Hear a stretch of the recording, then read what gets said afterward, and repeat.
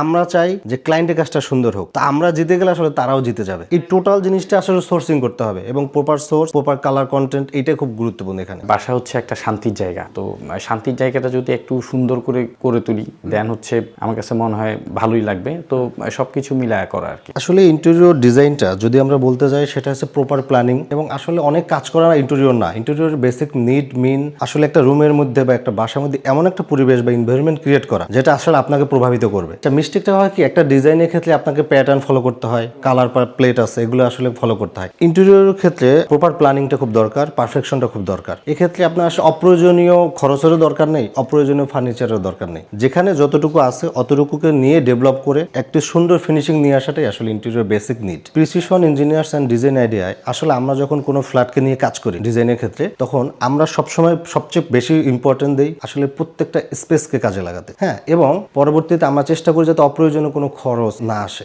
আর একটা জিনিস আমাদের কাছে সেটা হচ্ছে কোয়ালিটি। সেকেন্ড অফ অল আমাদের কাছে যে জিনিসটা দরকার সেটা হচ্ছে টোটাল প্রজেক্টে একটা একুরেট প্যাটার্ন ফলো করা। একটা বাসায় আসার পরে কি ধরনের লাইফস্টাইল ফলো করতেছেন এটা তো আর বলার কিছু নাই, আপনার পরিবেশ আপনার পরিচয় দিয়ে দিবে। আমাদের কাছে ইন্টেরিয়র প্রজেক্ট মানে ক্লায়েন্টের প্রয়োজন বোঝা, সেই অনুযায়ী একটা পারফেক্ট প্ল্যান তৈরি করা, আমাদের একটা বাস্তবসম্মত 3D ডিজাইন ক্রিয়েট করা। এটা এমনভাবে ক্রিয়েট করতে হবে যেটা ইউজার ফ্রেন্ডলি হয় এবং দেখতেও সুন্দর হয়। বাসা হোক কিংবা কমার্শিয়াল স্পেস হোক, আমাদের প্রিসিশনের প্রতিটি প্রজেক্ট হয় প্রিসিশন, প্ল্যানিং অ্যান্ড পারফেকশনের উপর ভিত্তি করে। ফ্ল্যাটটা যখন আমি ফার্স্ট অফ অল নিয়েছিলাম তখন আমি একটু চিন্তা করছি যে আমার ফ্ল্যাটটা আমার মন মতো একটু ইন্টেরিয়র করব। আমি আসলে হ্যান্ড ওভার আগ পর্যন্ত শুরুতে একটু ভয় কাজ করছিল ওনারা পারবে কিনা, বাট যখন ওনারা কয়েকদিন কাজ করছে আমার কাছে মনে হইলো যে না, ওনারা পারবে। ফাইনালি পাওয়ার পর আমার কাছে মনে হইলো যে আমি যা চাইছি তার থেকে বেস্ট কিছু করছে। আমার এখানে যত ফার্নিচার থেকে যত কিছু আছে, মানে যত কিছু কাস্টমাইজ হয়েছে সবকিছু আমি খলিল সাহেবের সাথে আলাপ করেছি, উনি আমাকে বলেছে ওই হিসাবে কালার কম্বিনেশন থেকে শুরু করে ফার্নিচার সবকিছু ওনার সাথে ডিসিশন নিয়ে করার। এটা আমাদের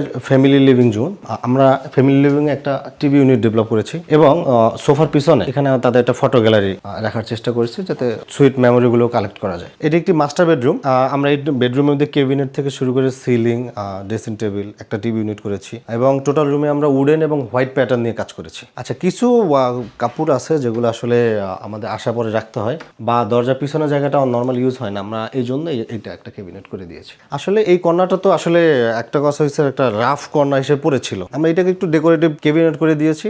জায়গাটা 100% আসলে ব্যবহার হলো। এটা একটি চাইল্ড বেড। চাইল্ড বেডে আমরা ওনার জন্য একটা স্টাডি টেবিল ডেভেলপ করেছি এবং এখানে ক্যাবিনেট রয়েছে, সাইড টেবিল রয়েছে, কিছু সিলিং এর কাজও করেছি আমরা। যে ওপেন কিচেন, এটা আমাদের ক্লায়েন্টের রিকোয়ারমেন্টে ছিল, ওই অনুযায়ী আমরা তাদের সাথে পরামর্শ করে এই কাজটা করেছি এবং প্রত্যেকটা এরিয়া আমরা কেয়ারফুলি ক্যালকুলেটেড করেছি যাতে আসলে জায়গাটা ইউজার ফ্রেন্ডলি হয়। প্রপার স্টোরেজ রাখা হয়েছে, এখানে একটা ড্রেসিং টেবিল করা হয়েছে আমাদের এবং এখানে একটা ওয়াল ক্যাবিনেট রয়েছে। এই জোনে আমরা আসলে গোল্ডেন, ব্ল্যাক এবং গ্রে এবং কিছুটা উডেন টেক্সচার নিয়ে এমন একটা পরিবেশ ক্রিয়েট করেছে, এটা অনেকটা 3D ইফেক্ট ক্রিয়েট করেছে এবং এখানে আমাদের একটা হিডেন ডোরও রয়েছে। যখন এটা আপনি লাগিয়ে দেবেন এটা মনে হবে না যে এখানে একটা ডোর রয়েছে। কাস্টমার আসলে তারা অনেক সময় চায় না যে আসলে এন্ট্রির জায়গা থেকে একটা ওয়াশরুমের দরজা দেখতে চায় না, তো আসলে ওই জিনিসটা হাইড করার জন্য আমাদের এটা এভাবে করে ডেভেলপ করছি আমরা। ইন্টেরিয়র ক্ষেত্রে আসলে যেটা ফেস করি যে যারা একটু অভিজ্ঞ তাদের সাথে কাজ করতে খুব ভালো হয়, একদমই আমাদেরকে ওই ধরনের কাজ করার সুযোগ করে দেয়, তখন আমরা আসলে খুব ভালোটা দিতে পারি। আর অনেক সময় দেখা যায় মিডল রেঞ্জে যে ক্লায়েন্টগুলো রয়েছে যারা হয়তো টোটাল এক্সপার্ট না, তারা হয়তো ভুল সিদ্ধান্ত দিলেও আমরা আসলে যখন একটা ভালো অ্যাডভাইস দেই তারা হয়তো এটাকে নেগেটিভ মনে করতেছে, তখন একটা ভালো